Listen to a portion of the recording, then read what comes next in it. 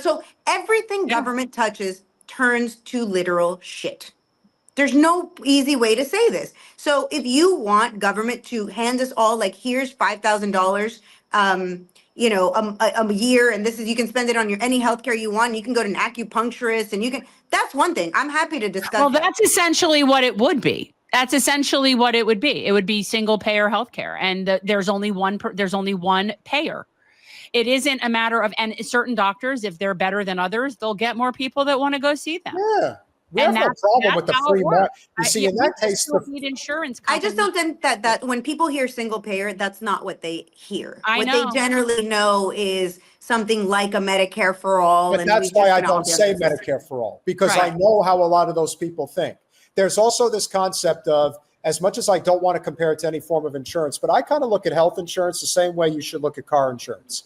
If you are a great driver, if you are a safe person for society, ergo, if you are a healthy eater, if you are not contributing to a substantial problem within the system, but again, this all gets back to the whole issue with RFK, which is the poison that is put in our foods. What is the biggest tax that we pay in the United States? By a country mile, it's corporate subsidies. It's the number one tax that we have. So if you're telling me that we're going to eliminate corporate subsidies, I'd like to think most people would say, I'll trade you your corporate subsidies. I'll give you your single payer healthcare. So we have to figure out ways that we can actually blend these things together. Because like I said, I think there's a lot more agreement than there is disagreement. It's how we get we could get rid of that system of corporate subsidies, especially agricultural subsidies. We have been subsidizing corn and soy, which is absolutely horrible, which is why it ended up in all of our foods.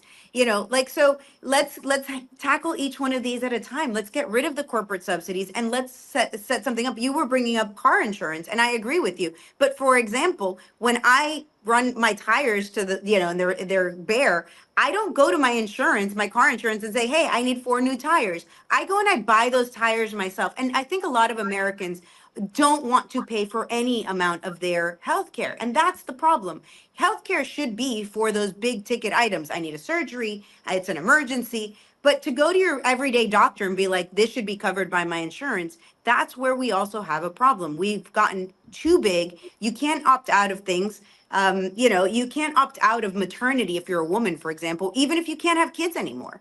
Like, we have gotten to a point where it is ridiculous the amount of coverage you're supposed to have. And I think that this is a conversation that it's not going to go away. People don't want to pay for any amount of their health care. They just don't. No, and here's the thing. I don't think that we should, other than what we pay in our taxes, and that's just part of our resources. And that's just part of who we are as a country, just like we have roads and libraries and all sorts of things. And healthcare to me is a right. And the fact that we have the capability and the resources, it's just absurd. How do you get healthcare as a right? You can't force a doctor to perform. No, you can't. Right. I didn't say one particular doctor has to do anything. No.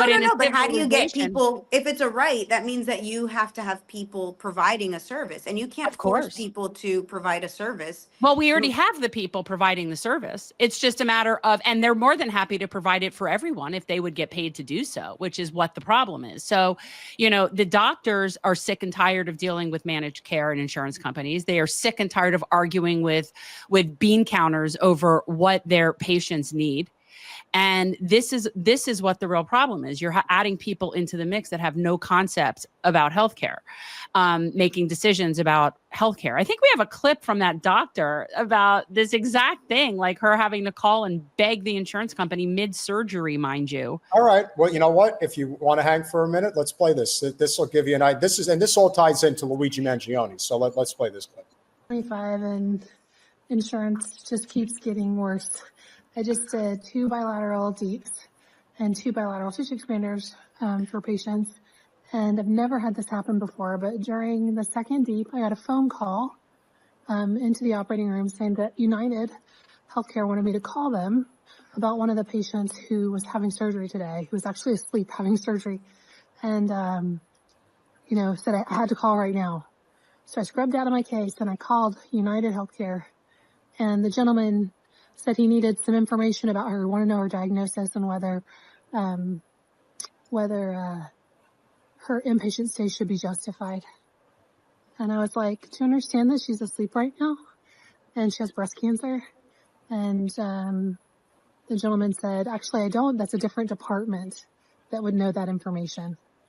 And I was like, well, she does need to stay overnight tonight. And you have all the information with you because I got approval for this surgery. And I need to go back and be with my patient now. But yeah, it's out of control. Insurance is out of control. I have no other words. She got called out of a surgery to talk to somebody about something that was already approved. Yeah, I mean, listen, these companies, like, I'm not here to defend these companies. I don't agree with their, you said it earlier, we were talking about Mangione, like murdering the CEO didn't solve anything. They just picked a new CEO and there you go. Nothing changed. So, I'm not in agreement with any of these companies. I'm also not in agreement, again, with the way the system is now, regardless of who's paying for it. We definitely have a big broken system. And this fact that we should all be lumped together and have the government make decisions for us scares me, quite frankly. Again, as you mentioned, in Cuba, they have free healthcare for all, but you can't even get a Tylenol. So, it does scare me. I do think that this is going to be something that we're going to argue about instead of actually coming to terms with what it is that we actually want. What is it that we want? Everything paid for? Do we want to walk into a CVS and even our Tylenol is paid for? Are we willing to accept that there's a certain threshold? I really am a huge fan of health savings accounts where you put money away into this account and it's completely tax-free. And that money, you can use it to anything you want in healthcare, any service you want, and you choose it for yourself. I think that's a step in the right direction. So I think that there's a lot that we can talk about. And I don't think that we should really get into an argument over single payer systems or whatnot, because ultimately, I don't think that any of these are the right answer. I think that there's a lot of things that are wrong with our healthcare system, the foods we consume, the fact that government is involved in all of this, and it just progressively gets worse and worse and worse. We're not solving the problem, and I don't think that the solution is who pays for it. I think the solution is our entire system is broken. We definitely agree on that. The entire system is broken. The solution is not clear cut. I do agree with that, because even if we were to transition to a single payer system right now, we are still the most unhealthy nation in the world. The obesity, the highest obesity rates. We've diabetes, got, right. So many issues that, and Martha, when you think about the biggest controversy surrounding the entire COVID fiasco that we had to deal with, the fact that there wasn't so much as even a hint at discussing the fact that the biggest COVID killer was diabetes, and that so much of diabetes is caused by the food we ingest, type 2 anyway. We have a sugar addiction in this country. As Floridians, we know the issue with Florida Crystals, among other major corporations, that want to put 5 grams of sugar in every slice of bread. That's a problem. So if we're not dealing with the entire scope, I agree, it isn't a solution. But going back to Florida Crystals, it's not just the 5 grams of sugar they wanted in it. It's their runoff that they wanted the Florida government to allow. They're also one of the reasons why we have fluoride in the water. I mean, we have so many issues, and government has allowed all of it. So again, I'm going to agree with you guys on most of the things you say, except for the fact that healthcare is a right. I think that healthcare is not a right. It is something that people have to pay for.